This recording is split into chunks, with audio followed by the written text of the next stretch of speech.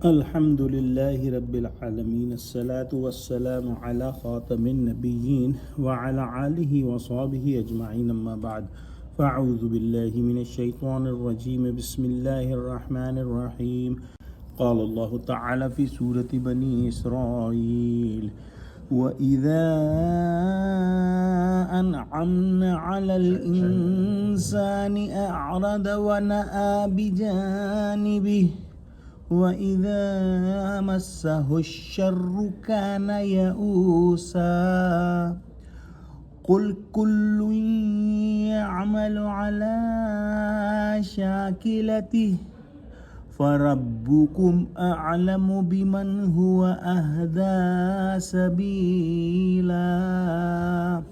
Translation: And when we grant our favor to a person, he turns away arrogantly and moves far aside. And if an evil touches him, he is in utter despair. Say, every person works in his own manner, while your Rabb knows very well of him who is best guided on right way.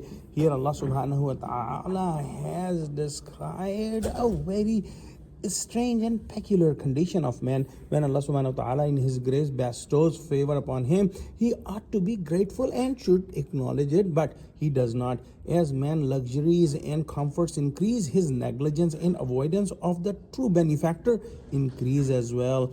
He then evades his duties and flees from obligations. But when hardship arrives, when adversity strikes, instead of exercising patience and placing hope in Allah, he loses hope altogether and sits in despair. Thus, in both states, he remained disconnected from Allah, whether due to negligence or due to despair. We seek refuge in Allah from both of these conditions. This theme is likely highlighted here because the Quran is the greatest favor from Allah subhanahu wa ta'ala. Yet many fail to appreciate its value and instead they turn away from it. Consequently, when the consequences of this ingratitude and denial manifest, they express utter despair and abandon all hope.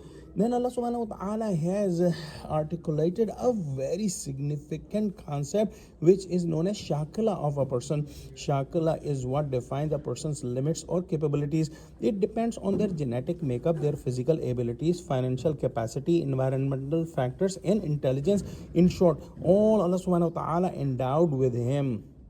One's accountability is based on these factors. If someone has been granted millions by Allah, yet they give only a small amount, this is insignificant and they did not pay their due part. And if Allah subhanahu wa ta'ala has given someone very small amount of money and he has gave sadaqah from this small amount, he performed his duty.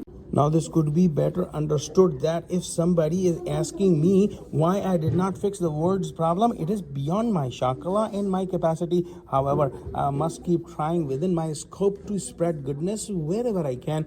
Whether a person is a believer or a disbeliever, one who rejects or one who accepts, they follow their own paths with their intentions and sincerity. One must remain engaged in their course. Remember, no action escapes Allah subhanahu wa ta'ala's all-encompassing knowledge. He knows everyone's action, movements, and stillness of each person's call equally well. He knows who walks a straight path and who walks a crooked path, what someone could have done, what they actually did, how much was done, and how much was left undone. Let's pray that Allah subhanahu wa ta'ala give us true understanding of Quran, connect us with the truthful people, make us steadfast on the straight path. Oh Allah, help Muslims, unite Muslims. Oh Allah, make us among those who do their maximum based on the shakla you have given to them. Ameen. Wa akhiru da'wana alhamdulillahi rabbil alameen. Wassalamu alaikum wa rahmatullahi wa barakatuhu.